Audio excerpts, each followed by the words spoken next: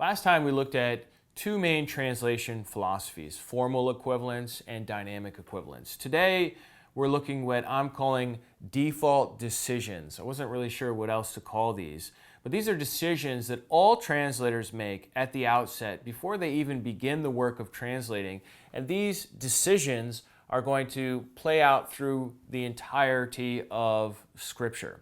So let me show you what we're looking at getting into today. We basically have 5 topics for today. Units of measurement, I would put currency in there with that. Number 2, Hebrew idioms.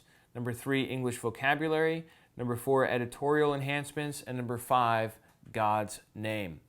So instead of really introducing this a lot, I just want to dive right into units of measurement to show you how this all works. So let's look at a verse, Numbers chapter 28, verse 11. The NRSV reads, "At the beginnings of your months you shall offer a burnt offering to the Lord, 2 young bulls, also 3/10 of an ephah of choice flour for a grain offering." Whereas the CSB reads, "At the beginning of each of your months present a burnt offering to the Lord, 2 young bulls with 6 quarts of fine flour, mixed with oil as a grain offering."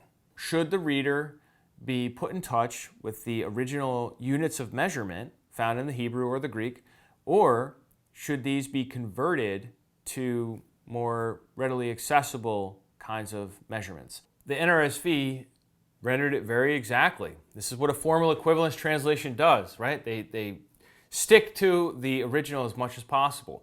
3/10 of an ephah. When's the last time you went to the store and bought an ephah of grain? Nobody buys in ephahs. I mean, maybe bushels, but not ephahs. So this really is a question that translators have to decide on ahead of time. Are we going to convert everything, or are we going to preserve the original units and put the work on the person to do the conversion, put the work on the person to figure it out? A lot of times your more literal translations are going to transfer that work to the reader, but then also supply a footnote with the conversion in it. So you can, and vice versa. The functional equivalent will give you the conversion and then a footnote with the original units in it. Other examples of units include baths, cubits, minas, shekels, and talents, or even a denarius. For example, a denarius is a day's wages. So do you want wages for a day to be in your translation, or do you want them to translate that or convert that to whatever a day's wage is worth in your part of the world where they're doing the translation? And then if so, because of economics and everything, 10 years later, the number would be totally different, or 50 years later, depending on how stable the economy is, right? So, or do you put denarius just in the text and leave it as it is? So these are all the question of units of measurement and currency. All right, moving on then, let's consider Hebrew idioms.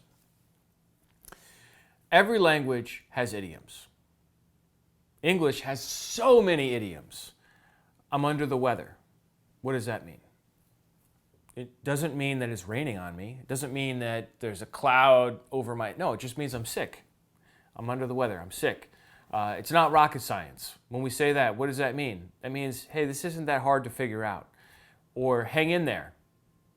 That doesn't even strike me as much of an idiom, but we know it's an idiom because when you look at each of the constituent words, it doesn't add up to the meaning that we're assigning that phrase, right? If I say to somebody who understands English as a second language, if I say to them, hang in there, what does that mean? Suspend your body from some object and hold on to it? That's what hang in there means. But what we really mean is don't quit. Persevere, right? Or bite the bullet. That means accept the inevitable. But bite the bullet, unless you're familiar with like the wartime expression of, biting a bullet during surgery, you're never gonna figure it out. Like, you just have to know that. So it is with Hebrew, so it is with Greek. And it's interesting too because in the Greek New Testament, since the people thought in a Hebrew way, you end up with some Hebrew idioms in the Greek language. We find this a lot in the Septuagint as well. So let's look at a couple of examples here. Amos chapter 4, verse 6 in the NASB says, "But I gave you also cleanness of teeth." Let me ask you a question. Does that sound like a good thing? Hey, I would love some cleanness of teeth, right? Wouldn't you love some cleanness of teeth? I gave you also cleanness of teeth in all your cities and lack of bread in all your places. That's interesting. So lack of bread does not sound like a good thing. The NIV translates it, I gave you empty stomachs in every city and lack of bread in every town. This is in Hebrew what we call a synonymous parallelism, where you have two lines saying the same thing with different words. And from that, maybe you can figure out that cleanness of teeth is something similar to a lack of bread. Well, guess what? You have clean teeth when you don't have any food. That's totally different than what we would think of. So the NASB very faithfully renders it according to the original languages and puts the onus on the reader to be able to figure this out. The NIV says, look, nobody's going to understand this. Let's just use a different body part that more communicates the same meaning today. So instead of clean teeth, empty stomach, right? Let's look at another example. This is Psalm 60, verse 8. The NIV reads, Moab is my wash basin. On Edom, I toss my sandal. Over Philistia, I shout in triumph. I toss my sandal. Now, the NIV, this is a 2011 NIV. By the way, all of my quotations from all the different Bible versions that I am going to be using for this class, I use the latest version that I have access to. All right, so we're going to talk more next time about the NIV 1984 versus the TNIV versus the 2011 update. Just assume that whatever I'm using is the latest version that's possible, just to clarify that. Now, the NIV in the last slide translated the idiom, cleanness of teeth to empty stomachs, but in this slide, it preserved the idiom, I toss my sandal, whereas the NLT reads, but Moab, my wash basin, will become my servant, and I will wipe my feet on Edom, and I will shout in triumph on Philistia. So these are all parallel, but really the most important one here is I will wipe my feet on Edom. So instead of toss my sandal, it's wipe my feet. Now, does that make a little more sense to us? Sure. When's the last time you tossed your sandal? And what did it mean? Did it mean that you were wiping your feet on somebody? Did it mean you were disgracing them or humiliating them? No, it just meant that you were throwing your sandals across the room, right? It didn't mean anything. So the NLT found a functionally equivalent phrase for this, whereas the NIV, interestingly enough, preserved the original. Now, should we expect, this is the question the translators decide at the outset, should we expect readers to do the research when they encounter a Hebrew or Greek idiom, or should they sanitize it? Should they just translate it out and substitute an English equivalent that's easy to understand? This is what translators decide at the outset. All right, moving on then to our third category of these default decisions, English vocabulary. Do you preserve the Bible's technical terminology? We talked about this a little bit last time. Justification, sanctification, regeneration, propitiation, atonement, these kinds of words. These are the kinds of words the Bible uses, right? You render it into English, this is what it's going to sound like. Or do you translate that instead of saying justification, made right with God, or cleared away of guilt, or something like that? Instead of sanctification, made holy, right? So the translator is going to have to decide what kind of English vocabulary are we expecting of our readers? Is it a 12th grade level? Is it a 6th grade level? Is it just like whatever is it, we're not going to worry about that and we're just going to be as faithful as we can to the originals, like the NASB, ESV, that style, or are we going to limit it? There are missionary Bibles that are written at like a 3rd grade level that are intentionally designed to use as few English words as possible so that you can easily get the understanding. But guess what? Now you're going to get a fatter Bible because you're spelling everything out, you're using multiple words for the same word in other places. So these are all a series of trade-offs. What about foreign groups like Pharisees, Sadducees, the Sanhedrin, even just a synagogue? Or what about the Sabbath day's journey? How far is a Sabbath day's journey?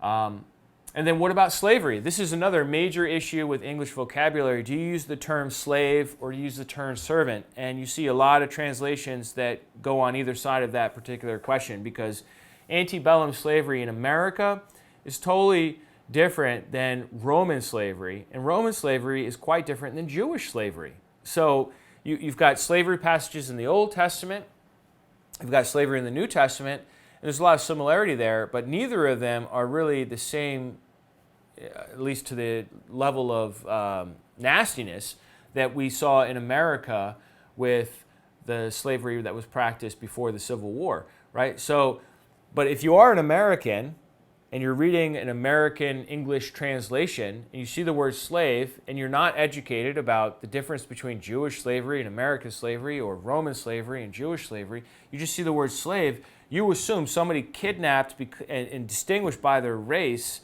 and that is treated harshly, right? So, but that's not necessarily what the Bible is talking about. So some translations are going to use servant. Well, then the problem with servant is, in our way of thinking, a servant is somebody who is free to go, right? And slaves, by definition, are not free to go. That's pretty much what it means to be a slave. So these are all issues of English vocabulary that have to be decided at the outset before you even start translation. Let me show you an example of this. Matthew 5:22 in the NLT reads, "If you call someone an idiot, you are in danger of being brought before the court, and if you curse someone, you are in danger of the fires of hell." The NAB, which is a Catholic Bible, reads, "Whoever says to his brother, Raka." Raka is actually what Matthew wrote. He did not write idiot, and he could have written idiot, but he wrote Raka. And this brings us to the subject of Aramaisms. Aramaisms are times when, especially in Mark, but also a little bit in Matthew, and I'm not sure if, I don't think John has any, but maybe Luke has a little bit, where you have an Aramaic expression preserved in the Greek Gospels that were written. So for example, this word Raka here, Matthew could have just put a Greek word there. Raka is not a Greek word, it's an Aramaic word. He spelled out an Aramaic word with Greek letters so that you would get the exact flavor of what Jesus said in this situation. Whoever says to his brother Raka will be answerable to the Sanhedrin. Whoever says you fool will be liable to fiery Gehenna. So fool, he translated, but Raka, he did not translate. So should the translator follow Matthew's cue, or is the translator going to put the reader's understanding first? And then last of all, the complete Jewish Bible reads, "Whoever calls his brother you good for nothing will be brought before the Sanhedrin, that whoever says fool incurs the penalty of burning in the fire of Gei-Hinnom." Okay, so we've got a couple of differences to look at here. First of all, the NLT translates it as idiot, the NAB translates it as Raka, and the CJB translates it as you good for nothing. Right? So these are three different ways to look at the same word. Do you translate it based on English vocabulary, or do you preserve the original? Then the second is, where do you take this person who does this thing? Do you take this person to court or the Sanhedrin? Did you notice that? You have court for the NLT, Sanhedrin for the NAB, Sanhedrin for the NJB. And then last of all, the term Gehenna in Greek is going to be translated by the NLT, fires of hell, by the NAB, Gehenna. That is not a translation, ladies and gentlemen. That's a transliteration. They just took the Greek word that was there and they spelled it in English letters, which is interesting, right? Makes you think it's a place instead of a concept, right? And then the CJB goes even further and sort of Hebraicizes it, Gei-Hinnom, the Valley of Hinnom, which is an actual location in Jerusalem. So these are different translations making different decisions. But it's even more than that. You have lots of other words that get transliterated in a lot of English translations, like Sheol. Sheol is a word that means the realm of the dead, roughly equivalent to the grave or the realm of the grave. In the New Testament, we see the word Hades, and it's become fashionable among translators to, instead of actually translate it as the realm of the dead or the pit or the grave, as the older translations did, to just spell it out in English letters, Sheol or Hades, rather than translating it, which always should indicate to you that there's something going on. If you're reading an English Bible and you encounter a non-English word, and it's not like the name of a person or a place, you should always say to yourself, wait a second, I thought this was a translation. So other examples would be like Selah. They never translate Selah in the Psalms, or I won't say never, I'm sure there's probably some that do. Many translations do not translate Selah because they're not really sure what it means. What about Leviathan in Job? Have you ever encountered Leviathan? Nobody ever translates Leviathan. Leviathan's a Hebrew word. It's not an English word. And they do that because they're not sure what the English equivalent should be. So these are all important questions. How far do you go in relating to the present day audience's world? That's really a question for the functional equivalence philosophy. How far do you go? At what point do you say, all right, well, we're getting too far away from the text now, let's rein it back in. Let's look at the Cotton Patch version. I mentioned this last week. This is what it says for Matthew chapter 3, verses 7 through 9. When John noticed that a lot of Protestants and Catholics showing up for his dipping, he said to them, "You sons of snakes, who put the heat on you to run from the fury about to break over your heads? You must give some proof that you've had a change of heart. And don't think that you can feed yourselves that, oh, we good white people stuff, because I'm tell you that, yes, I said that right. I'm tell you that if God wants to, he can make white folks out of this pile of rocks." So I turned on my Georgia accent just a little bit there. It just came out on its own. Sorry to any native Georgians in the watching this, but so this is the Cotton Patch version, translated by really a brilliant philologist. This man, Clarence Jordan, who did this, has he had a PhD in Greek for translating, and he was really, really an inspiring guy to me for many other reasons, not necessarily for his translation here. But what's he doing? He's living in Georgia on a farm that's integrated with white people and black people, and he's really pursuing a lot of racial reconciliation in an age where it's not acceptable, and in a place where it's not acceptable. And he wants to give his people a translation that they immediately understand. There's none of this like what's going. So they, instead of talking about Jews or Gentiles or Pharisees or Sadducees and all these, or Jerusalem, he substitutes for Pharisees Protestants and for Sadducees Catholics. I mean, talk about an anachronism. There are no Protestants or Catholics at this time that Jesus is talking, right? Because like these are groups that later on derive centuries later, especially for Protestants, right? So that's totally illegal. But his audience gets it, because who in their world was the Pharisee? Who in their world was the Sadducee? Oh, it was the Protestant, it was the Catholic of that time and that place. So Clarence Jordan decided to substitute that. When you first encounter his translation, you're like, man, this guy's wild. He's out there. But if you nuance it by understanding the situation he's in, that instead of saying children of Abraham, he says white people. Children of Abraham was sort of like a privilege mindset that Jewish people had at the time of Jesus. Oh, we're children of Abraham. Don't tell us we've never been slaves to anybody. Who do you think you are? We're children of Abraham. It sounded like white privilege to Clarence Jordan. So he translates it, we good white people. So that's really an interesting translation that, 50 years later just would not fly at all. Especially in other parts of the country, of the United States, or in other English-speaking countries of the world, it just doesn't make any sense at all. But at that time, it did make sense, and so that was his functional equivalence decision that he made. As far as the English language goes, he knew his people didn't know about those terms, so he found relative terms in their world, and missionaries do this all the time. So really, again, it's that trade-off. Do you want somebody to immediately get the force of Scripture, or do you want them to have to do the work, do the education to understand Scripture on its own terms in its own historical context? Moving on then to editorial enhancements, our fourth category. So we looked at units, Hebrew idioms, English vocabulary, now editorial enhancements. There are many types of editorial enhancements. We can't get into detail on all of them, but here are a few that I brainstormed. First of all, chapters that came into our translations in the 13th century. Verses came in the 16th century. Paragraph headings, most Bibles have these nowadays. You have cross-references.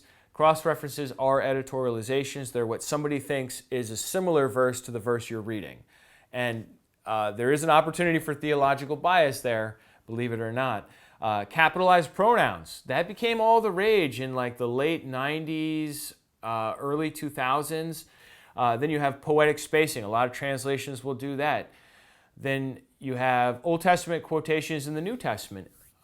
Many translations will put some sort of emphasis in the New Testament when they're quoting the Old Testament, either quotation marks, or the NASB famously capitalizes every letter in a quotation, which, of course, in 1995, when they did that, there wasn't such a precedent as there is today that if you capitalize all the words in a sentence, it's like yelling. It's like you're angry. But that wasn't the standard in 1995. Or italics, right?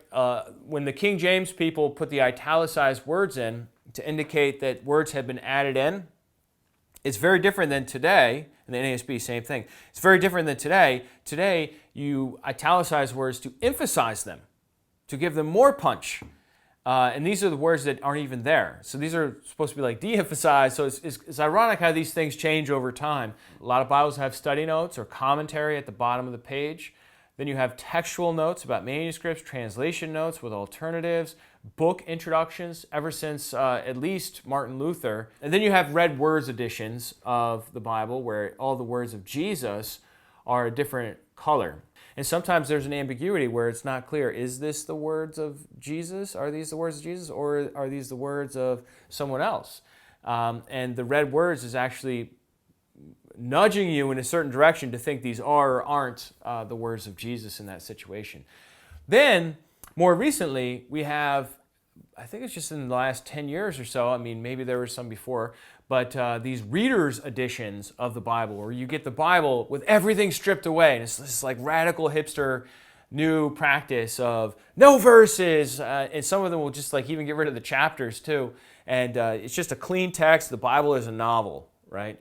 And so you see that sometimes today as well. Well, actually, that's a lot closer to what we had in the manuscripts, at least the oldest manuscripts, where it's just word after word, line after line. I don't have anything against editorial enhancements. I just want you to be aware of them. They are not inspired by God. They're just helpful things that the publishers are using to help you read the Bible. And they might be right, they might be wrong, they might have theological bias in them. So just be aware of them. Next up, we have God's name. Most versions follow the Septuagint, the Old Testament translation into Greek, which translated God's name to the word Lord, Kyrios, in Greek. So English translations change nearly 7,000 instances of God's name in the Old Testament to Lord, all capitals, capital L, capital O, capital R, capital D, where it really says Yod-He-Vav-He, or as is typically translated, Yahweh. This, I really struggle with this because you have formal equivalence, you have functional equivalence, okay? Formal equivalence would be like, all right, there's a name here, we want to correspond to that form, so you want to put a name, not a title, you want to put a name. And even if you can't get exact confidence that Yahweh is the correct pronunciation, maybe it's Yehovah, maybe it's something else, right? At least you want to put something in there that's as close as you can confidently get. Formal equivalence translations, by and large, do not do that. They substitute the word Lord for the word Yahweh. Functional equivalence translations, I don't know what the functional equivalent of a name is. Typically, names are just names, right? And yet they all do it as well. So I think doing this practice of substituting Lord for Yahweh, actually violates both translation philosophies, since it neither offers the right word or the right thought for the name of God. Now, a few translations have bucked the trend, leaving Yahweh or Jehovah. The King James Version famously included Jehovah 4 times in the text. The NEB included it 2 times. The NLT, 7 times. But there's only a handful of consistent translations rendering Yod-He-Vav-He as Yahweh, such as the New Jerusalem Bible, the Lexham English Bible, and the Revised English Bible. Those three in particular are totally consistent in rendering, just translating God's name as Yahweh throughout the text. The New Jerusalem Bible is a Catholic Bible, but generally embraced by Catholics and Protestants. It's supposed to be a very good functional equivalent translation as opposed to formally equivalent. And then the Lexham English Bible is like the exact opposite, like super formal equivalence. That's put out by the people at Logos Bible Software. And it's really used as like a reverse interlinear, so you can get from the English back to the originals as easily as possible. Very, very strict translation. So it makes sense that they use Yahweh. And then the REV is a translation by Spirit and Truth Fellowship that once again preserves the name of God here. Now, I do want to mention there is another major translation with a bigger market share than any of those I just mentioned, called the HCSB, that had made a name for itself by using Yahweh some 643 times in its 2009 as well as 2004 editions of the text, but then reversed their policy in 2017, eliminating all of their 600 plus usages of the word Yahweh in favor of substituting the word Lord. So what the HCSB had done is, anytime it actually mentioned the word name, so like in the name of the Lord, that phrase, they would say the name of Yahweh. But if it just said Yahweh, but it didn't use the word name right next to it, they would translate it Lord. So it was kind of a hybrid version, a little bit questionable as far as like consistency goes, where over 6,000 times they would translate Yahweh as Lord, but then they would have these other 600 times, or however many it was, where they would translate it as the proper name. And they explain their reasoning for changing from Yahweh to Lord in their very helpful document, Q&A Translation Decisions for the Christian Standard Bible. Not so easy to find, but I found it, and now you know what it says. Number one, full consistency in rendering YHWH as Yahweh would overwhelm the reader. Number two, consistent feedback from readers showed that the unfamiliarity of Yahweh was an obstacle to reading. Many reported that they felt Yahweh was an innovation. And number three, the New Testament renders YHWH with the word Kyrios, which is a title, Lord, rather than a personal name. First reason, full consistency would overwhelm the reader. You're changing the Bible because you don't want to overwhelm the reader? If God's name, why does God's name, why would it overwhelm the reader? Because it's used so much throughout the Old Testament, right? Don't you think people would get used to that? It wouldn't overwhelm them anymore after like they saw it like that all the time, just like any Hebrew reader sees it all the time. Their second reason that people were unfamiliar with it. Well, why are they unfamiliar with it? Because everyone keeps substituting a title for the name of God. They will become familiar with it over time, just like other things in translation. And then their third reason, though, I think they do have a good point there. That's their most powerful reason by far, is that the New Testament had already established a practice of substituting the word Lord for Yahweh when they quoted the Old Testament, whether quoting from the Septuagint or doing a fresh translation themselves. And so you could make the case that, okay, well, since the New Testament writers all substituted Lord for Yahweh, which so far as the manuscript evidence goes, is the case. That's what we know. Even the oldest stuff, even the papyri, we don't have the name of God in the New Testament, so far as I know. If you have any information otherwise, please send it over to me. I'd love to see that.